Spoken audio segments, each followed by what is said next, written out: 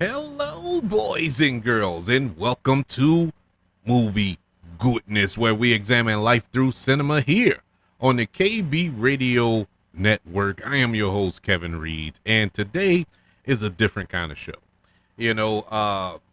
Traditionally, of course, you can see the title of this show is Movie Goodness, so we normally talk movies that relate to the subject of the day, and we cross it up with a review and all that good stuff to kind of break the levity, you know, especially in heavy topics. I like to kind of ease the tension by discussing a movie that's related to the topic that we're talking about, but something that's not as heavy. Well, today we don't have a movie. We're not going to do a movie review. I had some movies in the chamber for this topic, but I said, no, we're going to focus on the topic and the topic alone because this is important. This is important, not just for Americans, but for everybody, for every human being walking God green earth. And this is election season. We know that the presidential election is later this year, and there's a lot of issues and topics that in policies that um will be affected by this election. That's going to affect not only you, but your children, your grandchildren, your great grandchildren. It all stems from, and that's every election. It's not just this one. It's every election. But this one here kind of blew my mind because I didn't know anything about Project 2025. I heard about it, but really didn't pay it much mind because I was like, well, it doesn't matter because I'm not voting for that. you know, but I know a lot of people probably don't even know what it is, just like me. So I had to do research, just like everybody else should do.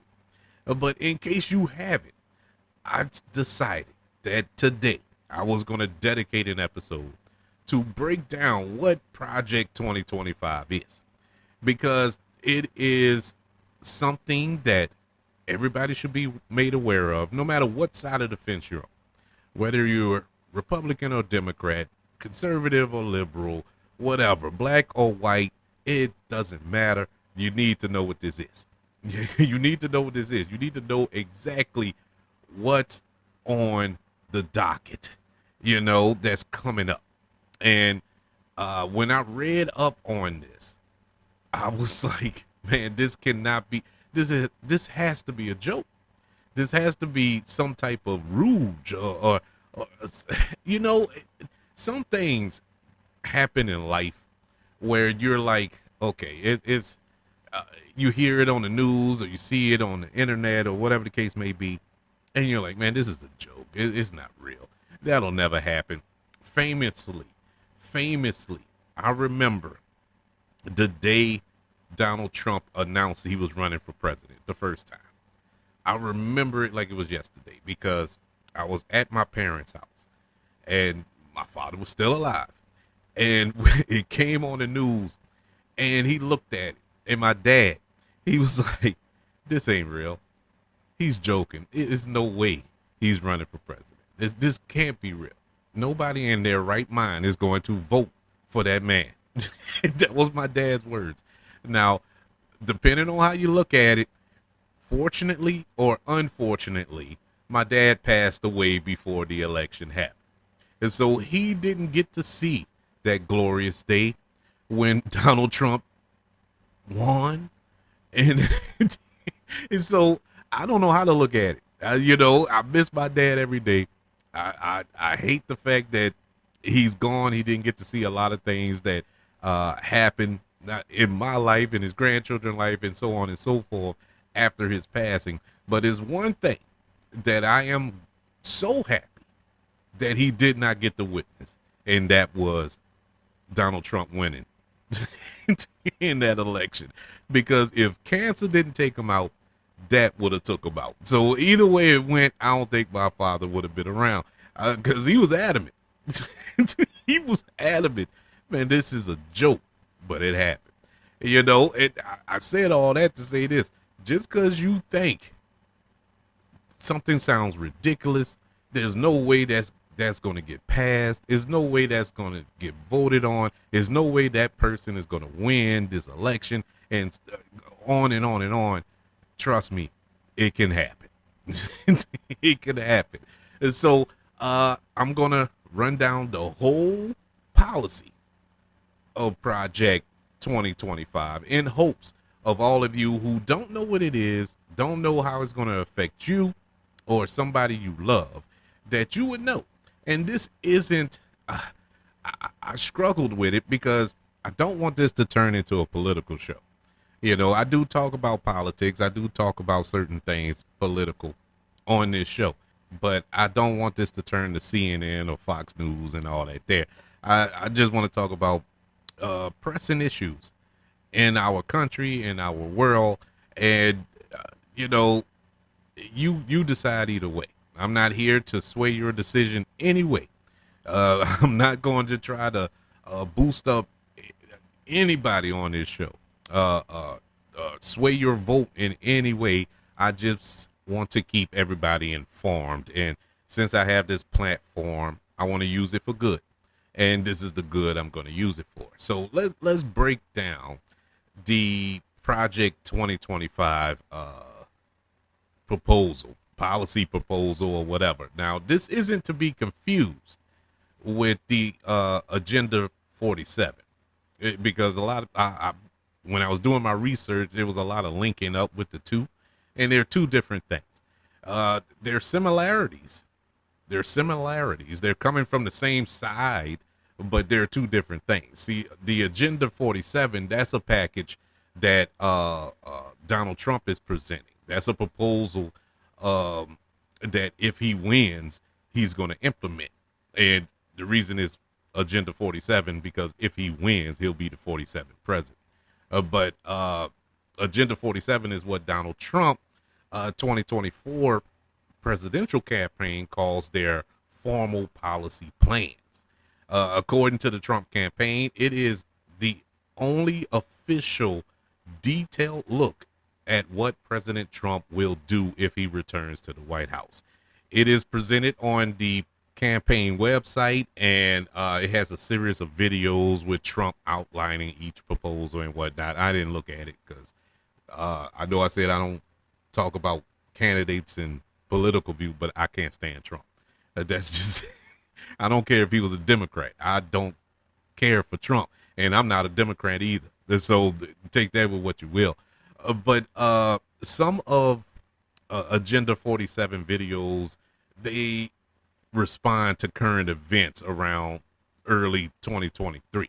Now, the proposals appear to be aimed towards Republican primary voters and slowed down once his primary lead grew in April of 2023, to the point where Philip Bump wrote in the Washington Post in June of 2024 that neither Trump nor his campaign regularly brings up the plan. In 2023, Trump campaign officials acknowledged the Project 2025 aligned well with Agenda 47. Project 2025 has, as of June of 2024, just the last month, reportedly caused some annoyance in Trump's campaign, which had historically preferred fewer and more policy proposals to limit opportunities for criticism to maintain flexibility.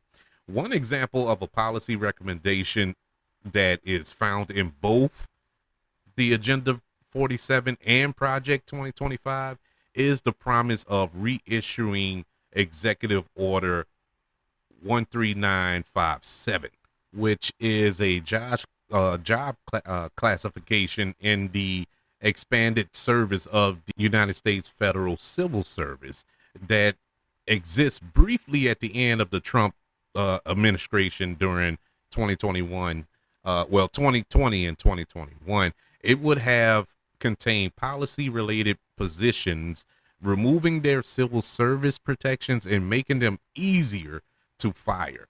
It would it was never fully implemented, and no one was appointed to it before it was repealed at the beginning of the Biden administration. Now, back to Agenda 47.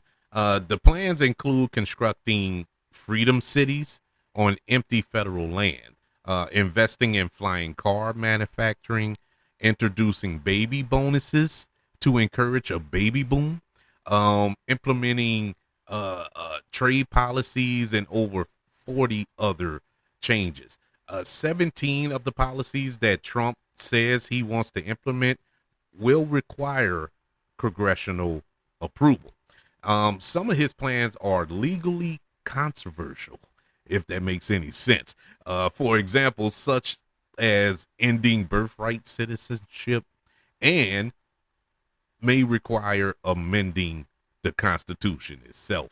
Many of the proposals are contentious. One Agenda 47 proposal would impose the death penalty on drug dealers and human traffickers, as well as place Mexican cartels on the United States list of foreign terrorist organizations. Trump also suggests deporting or deploying, I should say, the National Guard into inner cities with high crime rates. And so that's the gist of Agenda 47. Now, swinging over to Project 2025, it is it's more in depth. It is more stuff to this than what meets the eye. Project 2025 is a collection of conservative and right-wing policy proposals from the Heritage Foundation to reshape the United States federal government and consolidate executive powers should the Republican nominee, who we all assume is Donald Trump, was to win the 2024 presidential election. The project assessed that the entire executive branch is under the direct control of the president under Article 2 of the United States Constitution. It proposes reclassifying tens of thousands of federal civil service workers as political appointees in order to replace them with loyalists, more willing to be or enable the next Republican president's policies. In doing so, proponents argue that the change would dismantle what they view as a vast, unaccountable, and most liberal government bureaucracy.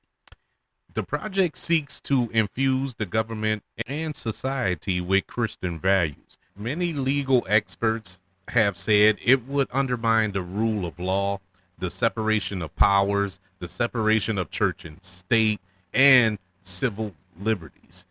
Project 2025 envisions widespread change to the government, particularly economy and social policies, and the role of the federal government and its agencies. The plan proposed taking partisan control of the DOJ, which is the Department of Justice, the FBI, the Department of Commerce, the FCC, and the Federal Trade Commission, dismantling the Department of Homeland Security, and sharply reducing environmental and climate control regulations in favor of fossil fuels production. In addition to trying to undo mostly everything that the Biden administration has put into place, Project 2025 recommends abolishing the Department of Education, whose programs would be either transferred to other agencies or terminated completely. Funding to climate research would be cut, and the National Institute of Health would be reformed according to the conservative principles. The project seeks to cut funding to Medicare and Medicaid and urge the government to explicitly reject abortion as health care. The project seeks to eliminate coverage of emergency contraceptive under the Affordable Care Act and enforce the Comstock Act to persecute those who send and receive contraceptives and abortion pills nationwide. It proposes criminalizing pornography, removing legal protections against discrimination based on sexual orientation and gender identity, and terminating the DEI, which is diversity, equality, and inclusion programs, as well as affirmative action, to throw that in there, by having the DOJ persecute anti-white racism. The project recommends the arrest, detention, and deportation of undocumented immigrants living in the United States by using the military to capture and place them in internment camps. The project proposes deploying the military for domestic law enforcement. It promotes capital punishment and the speedy finality of those sentences. And finality is in quotations. You can't see it because microphone, but basically, deadly force. Some conservatives and Republicans have criticized the plan for its stance on climate control and foreign trade. Other critics believe Project 2025 is window dressing for what would be 4 years of personal vengeance at any cost. The project's authors acknowledge that most of the policies would require the Republican Party to control both the House of Representatives and the U.S. Senate. Some aspects of the plan have recently been ruled unconstitutional by the Supreme Court and would face court challenges, while others are norm-breaking policies that may survive court challenges. Although Project 2025 cannot, by law, promote a specific presidential candidate, many contributors have close ties to Donald Trump and his 2024 presidential campaign. Now, in a strange plot twist, on July the 5th, Trump publicly distanced himself from Project 2025, saying he knew nothing about it and that some of its ideas were ridiculous. Whatever.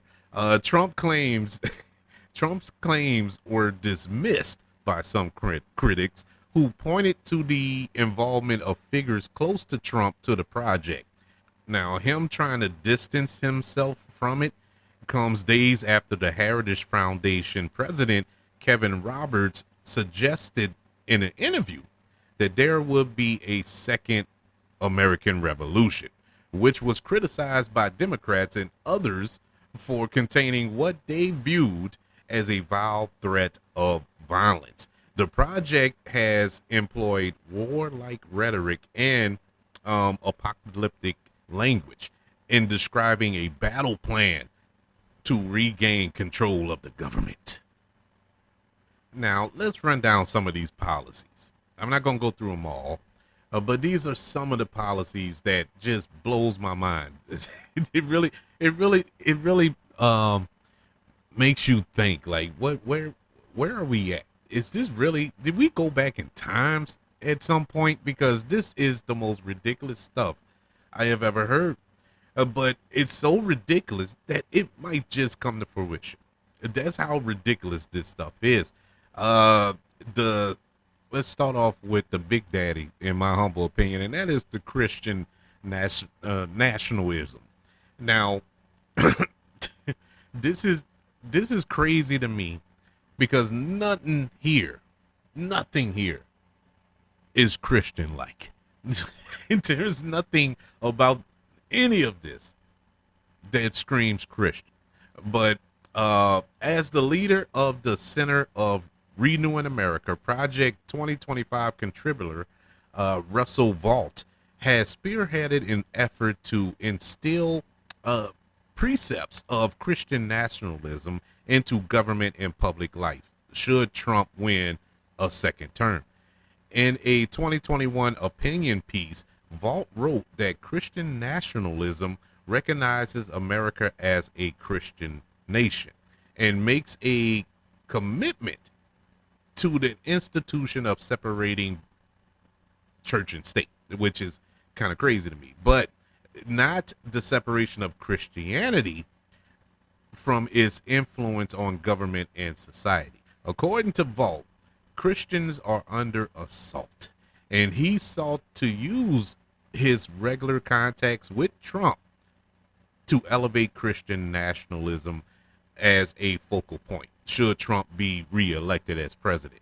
Vault has close ties to another former Trump administration officer, William Wolf, who, in an outline manifesto, seeks to implement a Bible-themed system of government whereby Christian-oriented civil magistrates exercise authority over the American public. Now, look, this makes no sense to me. Now, correct me if I'm wrong.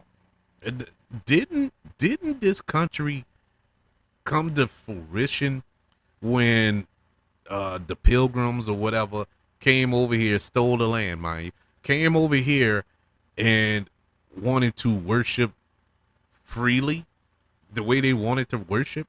That was the whole point. That was their mission statement. And so if that's what this country was built on, that people can worship how they want to worship if they choose to worship, why now is it all of a sudden a mandated religion here? I don't understand it. Or why they trying to implement a mandate. And I know I said I weren't going to do any commentary, but this is stupid. this is the dumbest thing ever. And I consider myself a Christian, and so I don't agree with this at all. It stems back to a show I did about a month or so ago about here in Louisiana that our idiot governor wrote into law that all schools, all public schools from kindergarten all the way through to college, have to post the 10 Commandments in the classroom. I knew then that was a slippery slope, and that was the start of this foolishness. And I'm like, why? What sense that make? And the same argument I had for that, I'm having for this. You can't tell people who to worship and how to worship. That's not how that works. Jesus didn't do that. So who are you? It's just mind-boggling to me. Mind-boggling. But they claim to be Christians. And so, I'm not here to judge, but not very Christian-like, sir.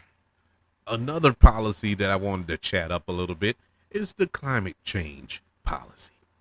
Now, you have to be living under a rock or high on cocaine 24/7 not to realize that there is a serious problem with the climate here. There's a serious issue going on. The weather is out of control. You having earthquakes where you never had earthquakes before. You having tornadoes where you never had tornadoes before. Hurricanes are hitting in areas that they never hit before at a rapid pace. This is a very active season that they said. We're just coming off the heels of I forgot the name of the thing, but it hit Texas last week. There's a whole the heat. Jesus, the heat. It is hot here in Louisiana. It feels like summer is year round. As of late, it's constantly hot, and it's in the triple digits almost. See, I can't even talk. It's so hot. It is always hot. Like right now, I'm recording this episode. A little peek behind the curtain. I'm recording this episode. It's looking over here. It's 12:15 at night, midnight, and I'm looking at the thermometer, and it is 83 degrees. What? What? But you have these yahoos that's telling me that has nothing to do with climate change. Now, Project 2025 advised a future Republican president to go further than merely nullifying current president Joe Biden's executive order of climate change. It proposes abandoning strategies for reducing greenhouse gases emissions responsible for climate change, downsizing the EPA, the Environmental Protection Agency, and abolishing the National uh, Oceanic and Atmospheric Administration, which the project calls one of the main drivers of the climate change alarm industry. Yeah, I would think so because that's their job. The other big bugaboo for me here, out of many, is education and research. Um, this hits home for me because my youngest daughter is a school teacher. You know, she's graduating from college next year to be a school teacher. So whenever I hear education, my antenna goes up. And so the major concern with Project 2025 is what it calls woke propaganda in public schools. In response, it envisions a dramatic reduction in the federal government's role in education and elevation of school choices and parents' rights. For Project 2025, education should be left to the states. To achieve that goal, it proposes eliminating the Department of Education and allowing states to opt out of federal programs and standards. The federal government, according to the Project 2025, should be no more than a statistics keeping organization when it comes to education. Federal enforcements of civil rights in school would be significantly curtailed, and such responsibilities would be transferred to the Department of Justice. But the DOJ would be able to enforce the law only through litigation. The federal government would no longer investigate schools for signs of disparate impacts of disciplinary measures on the basis of race and ethnicity. A federal fund worth 18 billion, $18 billion for low income students would be allowed to expire. And those responsibilities will devolve to the states. Public funds for education would be available as school vouchers with no strings attached, even for parents sending their children to private or religious schools. Free school meals and Head Start programs would be eliminated. For the project's backers, education for a private rather than a public good. Project 2025 also criticized any program for forgiving student loans. Project 2025 encourages the future president to ensure that any research conducted with uh, taxpayer dollars serve the national interest in a concrete way in line with conservative principles. For example, research of climatology should receive considerably less funding in line with Project 2025's views on climate change. So there you have that. Another policy, the expansion of presidential powers. Project 2025 proposes that all departments of state employees and leadership roles should be dismissed by the end of January 2025. It calls for installing senior State Department leaders in acting roles that do not require Senate confirmation. If Project 2025 were to be implemented, congressional approval would not be required for the sale of military equipment and ammunition to a foreign nation unless unanimous congressional support is guaranteed. Donald Trump, the assumed candidate for the Republican Party, said back in 2019 when he was running for his first term before he was elected that basically the Constitution grants him to do the right, grants him the right to do whatever he wants to do as president. This is a common claim among supporters of the executive theory. Similarly, in 2018, Donald Trump claimed that he could fire special counsel Robert Mueller. Trump is not the first president to consider policies related to this executive theory. The idea has seen a resurgence and popularized within the Republican Party since 9/11. That's when all that kind of changed, when they wanted to give all the power to George W. So yeah, there's that. And another standout is your healthcare and the public health issue. Project 2025 accused the Biden administration of undermining the traditional nuclear family and wants to reform the Department of Health and Human Services to promote its household structure. According to Project 2025, the federal government should prohibit Medicare from negotiating drug prices and promote the Medicare Advantage program, which consists of private insurance plans.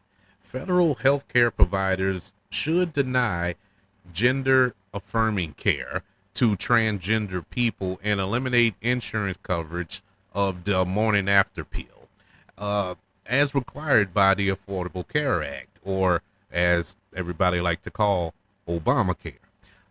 Project 2025 also suggests a number of ways to cut funding to Medicaid, such as a cap on federal funding, limiting on lifetime benefits per capita, and letting state governments impose stricter work requirements for beneficiaries of this program. Other proposals include limiting state use of provider taxes, eliminating pre existing federal beneficiary protections and requirements, increasing eligibility determinations, and assess test determinations to make it harder to enroll in, apply for, and renew Medicaid, providing an option to turn Medicaid into a voucher program, and eliminating federal oversight of state Medicaid programs. Project 2025 aims to dramatically reform the National Institute of Health to make it easier to fire employees and to remove DEI programs, which I said before is diversity, equality, and inclusion programs. Conservatives consider the National Institute of Health corrupt and politically biased. Project 2025 accuses social media networks directly naming Facebook, Instagram, Twitter, and TikTok of jeopardizing young Americans' mental health and social ties by creating a form of addiction. Federal policies cannot allow this to continue. The what it says in the proposal. Moving on to another goodie, and it is the issues of identity. Project 2025 attacks what it's called a radical gender ideology and promotes the idea that the government should mandate a biblical based social science reinforcement definition of marriage and family. To achieve this, it proposes ending same sex marriage, removing protections against discrimination on the basis of sexual or gender identity, and eliminating provisions pertaining to diversity, equality, and inclusion. What it calls state sanctioned racism from federal litigation. Federal employees who have participated in DEI programs or any incentives, including critical race theory, would be fired.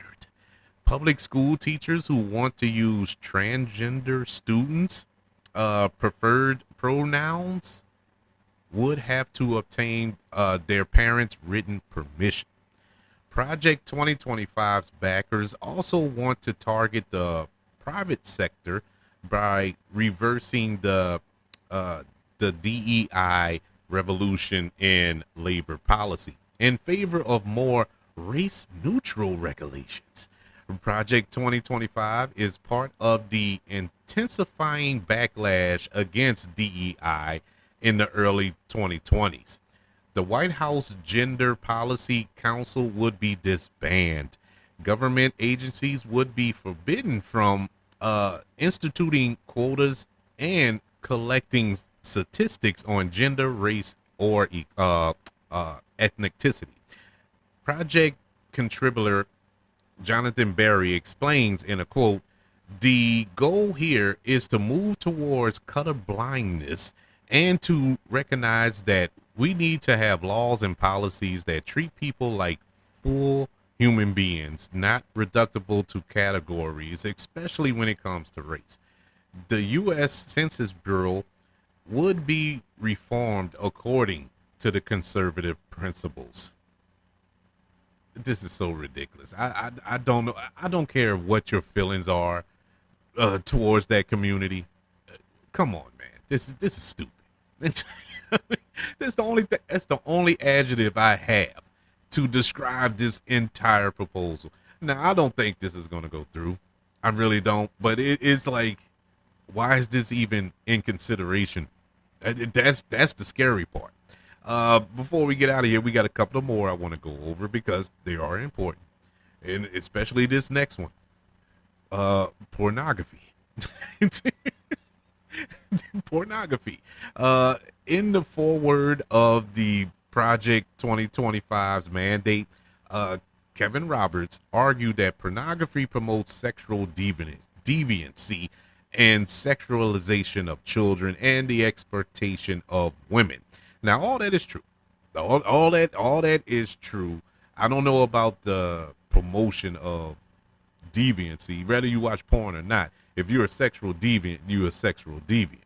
But yeah, it does sexualize kitty porn and all that stuff, but that's just sick people out there. But anyway, getting back to this, it isn't protected by the First Amendment in the Constitution, and it should be banned, according to Kevin Roberts. He recommends the criminal persecution of people and companies producing pornography, which he compares to addictive drugs.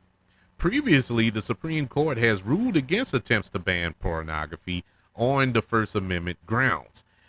When the Republican Party nominated himself for president in 2016, Donald Trump signed a pledge to examine the public health impact of internet pornography on youth, families, and the American culture.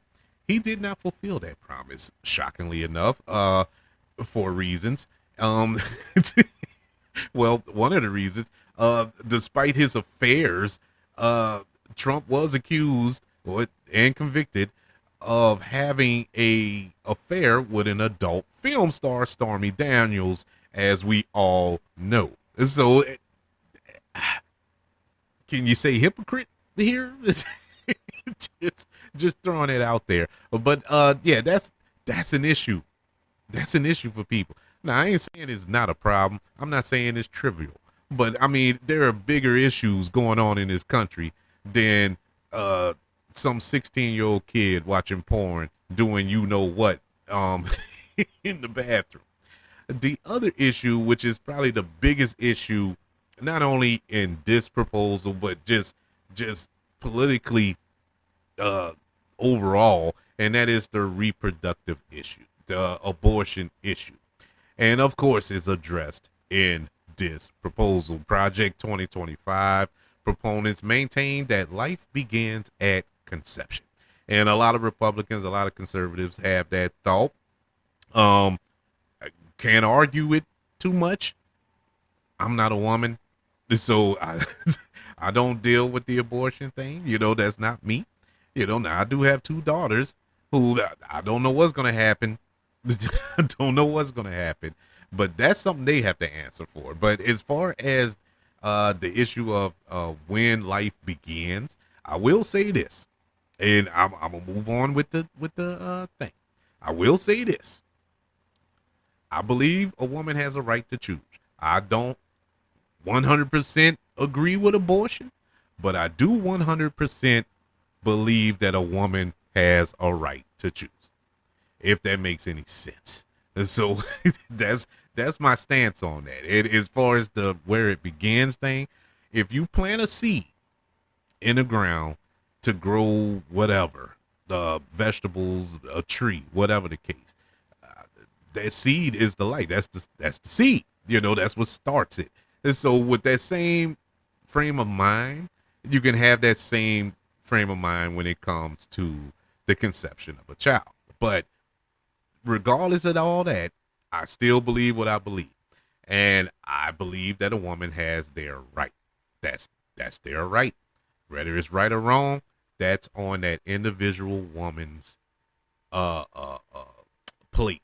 So that's that with me. I never understood the whole. I'm not even going to run down what they say here. I'm just going to say all this and move on because I know this is a touchy subject. But I don't think the government has that right to control a woman's body. I don't think they have the right to control a man's body, but that's never on the ballot. But it is for a woman, and it's not fair, it's not right. It's their choice. And honestly, it's their choice. But those are just a few of the policies. I didn't want to. It's like a 900-page thing, and that wasn't going to happen. I wasn't about to sit down and go through it all, but I just wanted to cherry pick some of the things that are big issues that I think affects everybody. And there's so much more, and you can research it just like I did.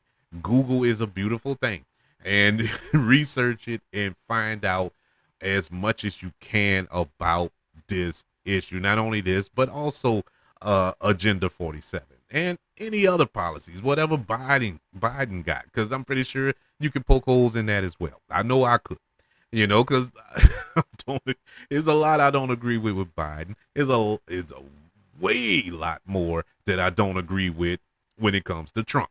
And so it's basically pros and cons. You writing a list, which one you're gonna rock with. But overall, this is kind of a ridiculous thing to me. And if this was ever to get passed, do you realize that we're basically going back to the Jim Crow era? We're actually going back to the times where this country is separated, man. It's we're going back to the Civil War ages. It's like North and South. And it's why? Why? What is? How is this affecting these people who came up with this? All these issues. How is that affecting you? Why is it affecting you that that there's more diversity in the job market, that there's more opportunities for people of color, for people of in the LGBTQ community and all these other communities? Why is that affecting you? You still are wealthy. These are wealthy people that are coming up with this. This doesn't bother them. This doesn't affect them. This doesn't take a dollar out their pocket. Well, it probably does, but they don't see it. They don't feel it. I just feel this is a dangerous thing that's on the docket. Now, like I said, it would take an act of God for this to actually get passed and implemented in this country. But it's disturbing that this is here. It's actually here to be considered as something to be implemented in this country, and that's the scary part. And so, the whole purpose of this show was to talk about this, and for you to do your research, and also do the research as to who is linked up with these policies, because we all know who's running for president. It's down to two people. They got more candidates, but they don't have a snowball's chance. So I'm not even worried about them. But as far as those two, you know who they are. But the ones you really need to pay attention to, the ones you need to keep an eye on, would be the House of Representatives, would be your senators. That's who you look at. Those are the main focal points, at least for me. I never really worried with the president. Yeah, he got my vote, whoever it was. Sometimes pick the right one. Well, sometimes I pick the one and one, sometimes I didn't. But at the same time, uh, they're just a figurehead. The way I look at it, they're not really the dictator. It's not a dictatorship. It really comes down to the House and the Senate, and those are the pieces you really need to do your research on and get the right people in place there, because they affect what the president does. And so, yeah, Project 2025. Uh, do more research. Go print it out. Stick it on your refrigerator so you wouldn't forget.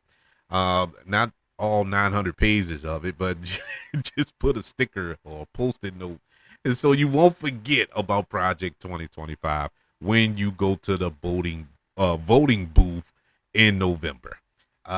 Very important. We are voting for our lives, and we vote for our lives every time an election come up. I don't care if it's the dog catcher or the president. It's important that we vote. What do you think about this proposal? Does it sound utterly ridiculous to you? And if it doesn't, I know normally I like to hear from both sides, whether you agree or disagree with everything I said. If you are with this, or if you are 100% strapped down, 10 toes down on this Project 2025, I would rather you not comment, because there's really nothing you can say that will ease my mind, that will make me think that you are somebody who is thinking intelligently about the future of this country and of this planet overall. It's scary to think that, but I will pray for you. I'm definitely going to pray for you. But I would still love to know your thoughts. I'm joking. I would love to know your thoughts. Because you're going to tell them anyway if you disagree. I have received cursed out email, comments and stuff like that, so it's all good. KB Radio Podcast at gmail.com. You could also search for this show on all social media platforms. Just search for the KB Radio Network. Also, don't forget about subscribing to the KB Radio Network channel on YouTube and liking this video if you don't mind. Don't forget about the 5 stars, the reviews, and sharing this show. If you're listening on Apple Podcasts, Spotify, iHeartRadio, wherever you are currently listening to movie goodness here on the KB Radio Network without a movie review today. But we will have our regularly scheduled programming next week when we review some movie. Actually, next week a big one. So stay tuned for that. But I want you all to know that I love you. Continue to love everyone. And until we speak again, you all be blessed.